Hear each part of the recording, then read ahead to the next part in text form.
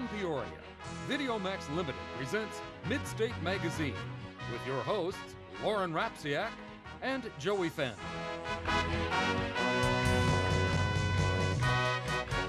The Midstate News with Matt Wedderston and Ashley Cassee with the Midstate Reporting Team. The Sporting Life with Blaze Felty. State of the Arts with Kate Epke. Ariana Barrett takes it to the streets, and Greg Toth takes us about town. Basta Mangiare with Joanna Maggio. In Need with Morgan Haywood, and Dawn Hodoras brings us Spiritual Sabbath. At the Movies with Vanessa Strickland. And now from America's friendliest city, Midstate Magazine with your hosts, Joey Fandel and Lauren Rapsiak. Take it away, kids! Welcome to another great season of Midstate Magazine. We have a great cast and crew assembled to bring you the best show possible. I really love shooting in the Midwest. It is a great combination of the city and the country, don't you think so? Yeah, I think so, but the only thing is there's not a whole lot to do a lot of the time. I'm from a small town myself, so like over the weekends, not a whole lot to do. Speaking of which, what do you do this weekend? Well, I had an exciting weekend actually, Joey. I was in an improv comedy show. Oh, that's right, yeah, you told me about that. It was a huge blast. There were so many people and everyone laughed. Really? It was awesome, great time. You should come see it sometime. I might. Actually, I probably will because I don't have a lot to do on Saturday nights. I don't do a whole lot. You mentioned that. So how was your weekend? I'm assuming uneventful, but... It was a little uneventful. You know, I saw a movie. Really? I saw Constantine. Constantine, how's with that? With Keanu. It was fabulous. Keanu it was Reeves. Good movie. I give it my thumbs up. I only know him from The Matrix, really. Yeah? I don't know much of his other work. But besides that, yeah, I didn't do a whole lot at all. I did some studying, you know. Did a little working over at the Barnes & Noble. Barnes & Noble. I haven't shopped there very recently. I'm kind of a Borders person. You don't read, or? Oh, well, Borders, okay. Yeah, we shouldn't plug anybody anymore, so. Do you like your job? Yeah. I sell music to people. Really? Music? Yeah. Uh-huh. What kind of music do you like? I like everything, Lauren. Really? Yeah, I do. Very, very worldly person, then. I think I am a worldly person. I appreciate that. Yeah, do you? Yeah, I do. So, do you consider yourself a worldly person? Not very. I'm from Chicago, and yet I haven't seen a whole lot of the area. There's a whole lot more to explore. The Chicago area? You Yes. haven't seen a whole lot of? Even though I live there. Really? You have such great access to all that wonderful art and entertainment. I like Navy Pier, and I like the shopping, but there's a whole lot of... God's country. Yeah. Indeed. But now, let's throw it over to the news with Ashley and Matt. Hello and welcome to a brand new season of Midstate News. I'm Matt Wedderston. And I'm Ashley Cassee. In local news, the fourth generation Eclipse was revealed for the first time in central Illinois at the Mitsubishi Motors plant in Normal. About 1,000 employees who were laid off last fall took part in the production of the car. The Eclipse is hoped to revitalize the company and bring it to full production and employment once again. The Eclipse will be in dealerships this summer.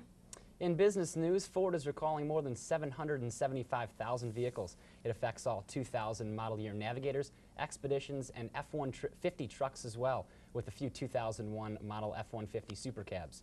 The vehicles may have faulty cruise control systems that could catch fire. If you have one, contact your local dealership. Also, over 70,000 electric heaters are being recalled as well.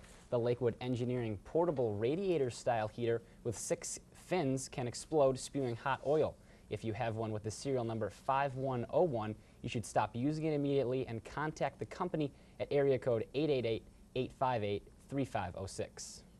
Now our very own Midstate reporter, Davina Ware, tells us about a new Supreme Court ruling and how it's affecting the Peoria Police Department. This is Davina Ware reporting in front of Peoria headquarters. We are about to interview Officer Katie Harding on a new ruling that passed allowing more canines to be on traffic stops. Like I said before, the dogs are quicker. He can go into a situation and quickly tell me whether or not something is there that I want him to look for, like drugs. Central Illinois police are excited about a recent Supreme Court ruling giving the police broader powers to use drug-sniffing dogs during traffic stops.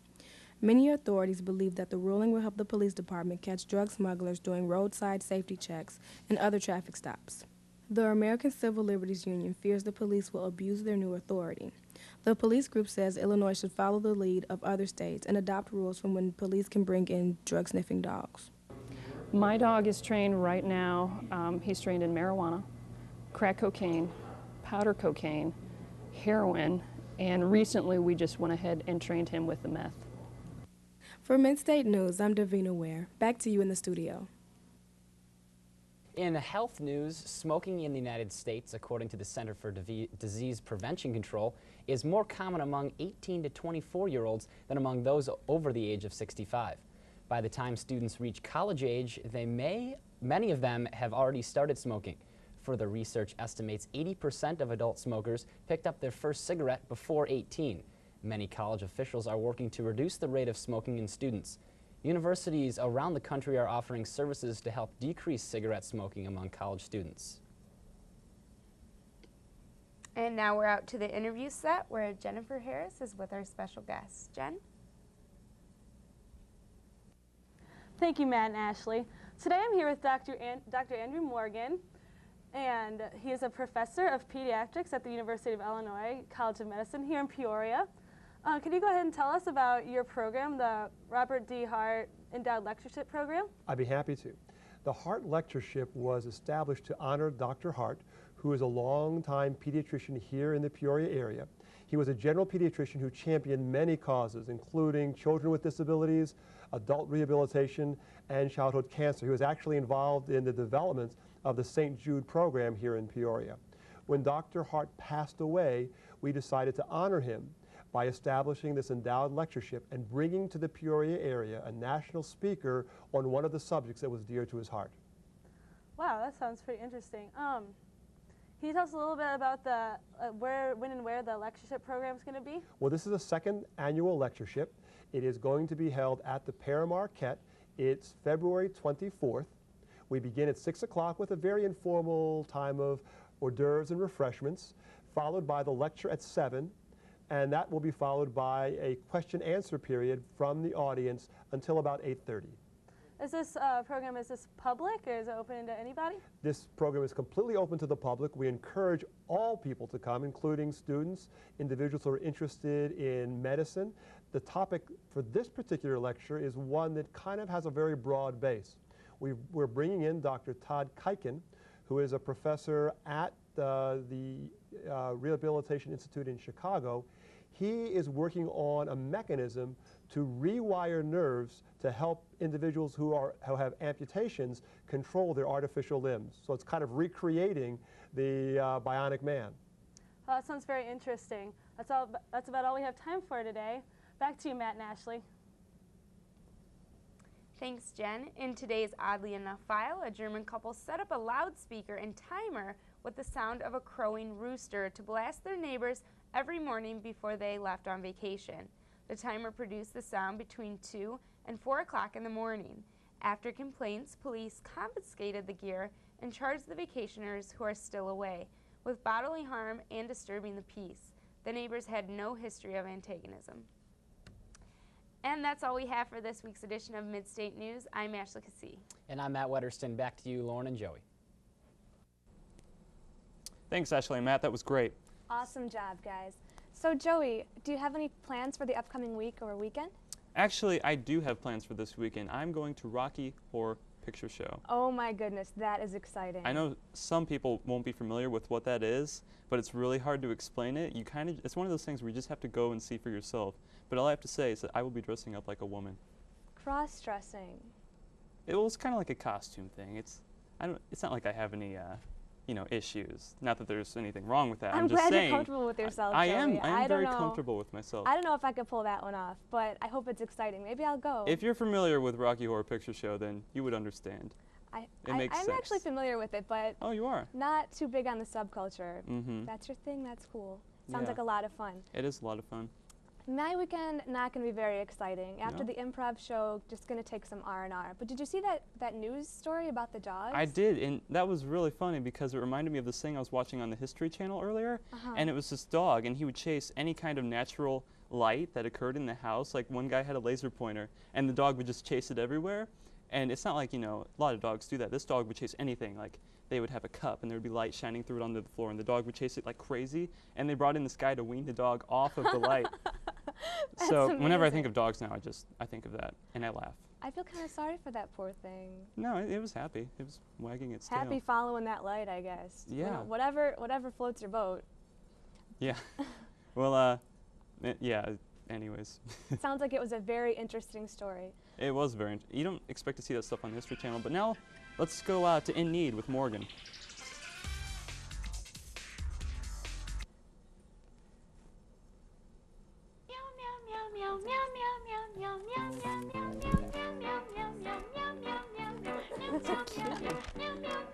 Was that?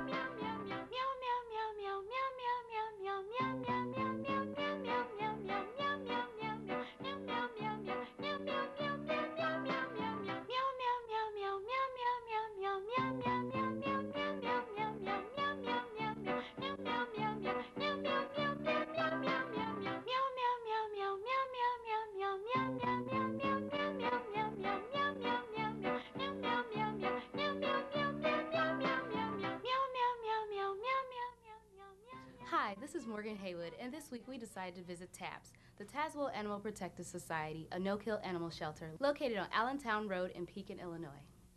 We had the opportunity to chat with Beth, the office manager of TAPS. Right now we do have facilities to care for between 60 and 70 cats at any one time, 30 to 40 dogs. The majority of the cats are in cages in our cat and kitten room, but we also have an open cat room that allows for some of our cats that have been with us a little bit longer to relax with each other in a more relaxed environment until adopted. Beth also gave us some insight on what volunteers do at TAPS. We have some really wonderful volunteers that come in on a regular basis to see us. We've even got some we've been fortunate enough that we can call in if we're ever short-staffed, and they'll come in and work side by side with us here at the building. On any given day, it depends upon the day. We may have one volunteer at a time. Some days we have 3 or 4 at a time that come out. We have a lot of opportunities for them. We have some folks that come out and help us feed and care for the animals in the morning when we're getting their days started. Other folks come out and will help transport for vet runs for those spay and neuter surgeries. She also told us how people can become volunteers. What we do is we sign up for volunteers for a volunteer orientation.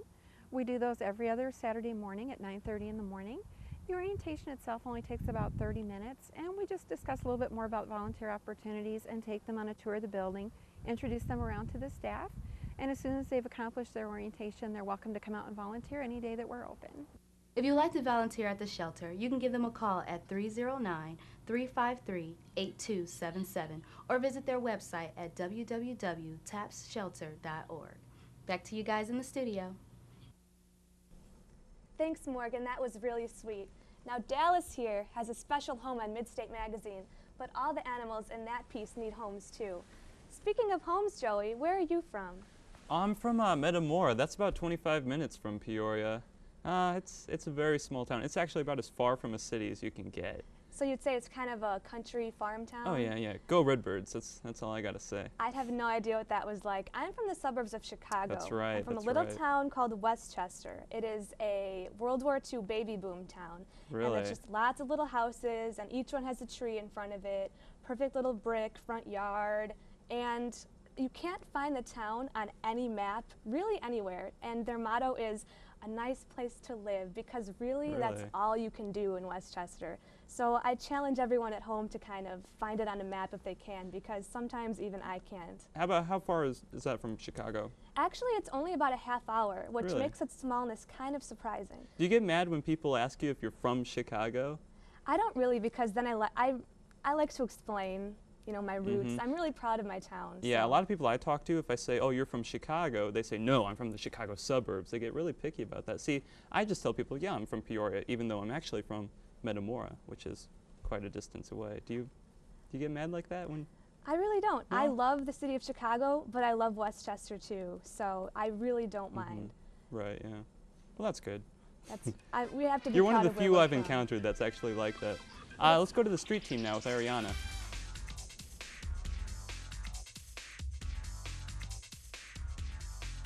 What's your name? And where are you from? I'm from Chicago, Illinois, on the south side. Okay, now we're doing a segment on city and country, and what would you call Chicago? A city. Chicago is definitely a city, Ariana. Probably more country. It's country? Yes. Well, I don't know. Not many people say yeehaw. Yes, definitely a city. I would call it more of a city because it's not as big as a country. Definitely city. So we're here in Peoria. Now, what would you call Peoria? To me, it's the city. Definitely country. I would say this is a city because it has like an interstate highway running through the middle of it. A small city. Peoria is the country, but it could be considered a city if you from like one of these little hick towns around here. This is the big city. But to me, this is the country. This is country as it gets. Not just like, it's a country. It's a country for real though, like seriously, because Chicago is like 30 times bigger and Peoria has nothing here except nothing. Like Bradley is Peoria. Peoria is definitely a city. A city? Now, why would you call it that? Because like America's like a big country, but Peoria is like a city, and I'm at. It's a smaller city, but definitely still a city. Oh, okay. So that's a good thing about that. So what are some of the good things about Peoria?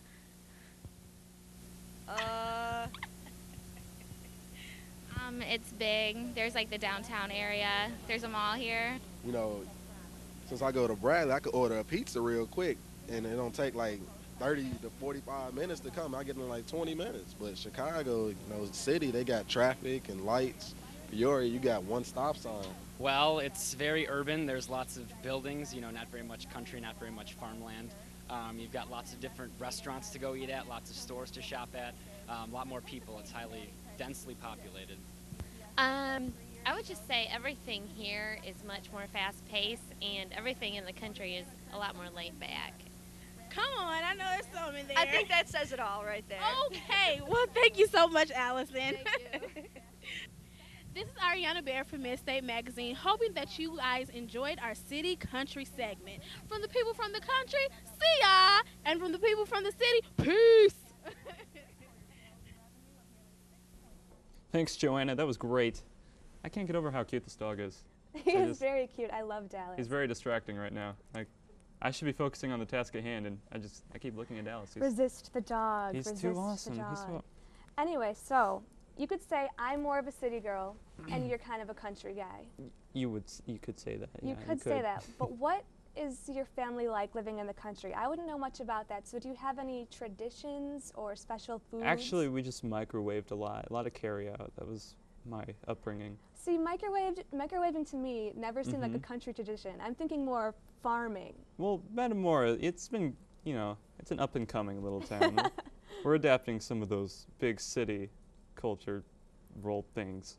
I don't know what I'm talking about. Like the microwave, Like for the example. microwave, yeah. That just recently came into Metamora. It was a big thing.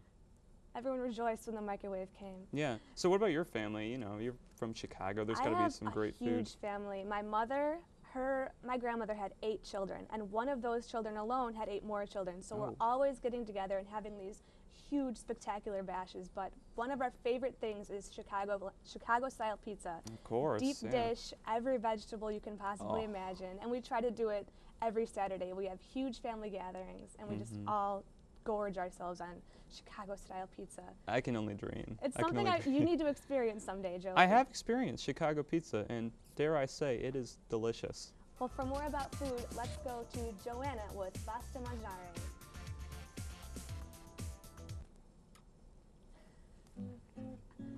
Did I mess up the intro to that one? And today we're going to make a typical grandma spice cake. But we're going to simplify it a little bit and use just a yellow cake batter for the college students. All you have to do is dump it in the bowl. The next thing you need is vegetable oil. You only need 1/3 of a cup. Pour it right in there. And then you next need to mix some water. You need 1 cup and 1/3.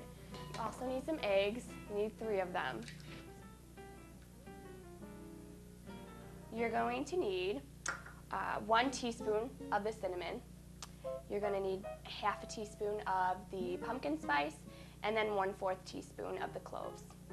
you will want to try some vanilla extract, just half a teaspoon. Then with that, you just mix it together. You want to turn on your oven to bake all the way to 350 degrees.